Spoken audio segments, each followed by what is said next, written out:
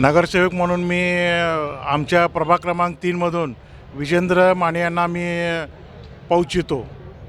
का त्यांनाच का पाहू इच्छिता तुम्ही? कारण त्यांचं काम तळाला सगळीकडं खूप चांगलं आहे. त्यांचं युवा वर्ग त्यांच्याशी कनेक्ट आहे.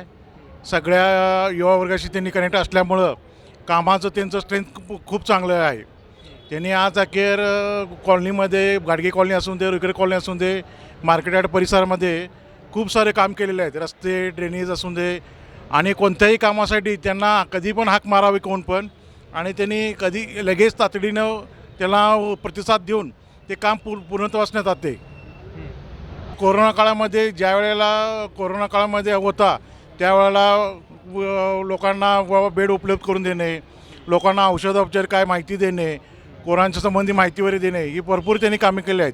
त्याच पद्धतीनं ज्यावेळेला महापूर आला आपल्याला कोल्हापूरमध्ये, त्या महापुरामध्ये सुद्धा ज्या परिवारांना प्रॉब्लेम होता त्या पाण्यातून काढणे, त्यांना मदत देणे, त्यांचं सगळ्या युवा वर्गाशी कनेक्ट असल्यामुळं त्या सगळ्यांना घेऊन ते खूप चांगल्या पद्धतीने मोठबांधणी करून काम करतात त्यांनी BJPसाठी. यंदा गुलाल कोणाचा असेल? यंदा गुलाल विजेंद्र माने यांना लागायला पाहिजे. कारण त्यांचं काम आणि त्यांचं कष्टभरी बघता खूप सारं त्यांचं काम आहे आणि खूप चांगल्या पद्धतीनं त्यांनी कॉलनीमध्ये असून दे किंवा काम खूप चांगलं केलेलं आहे.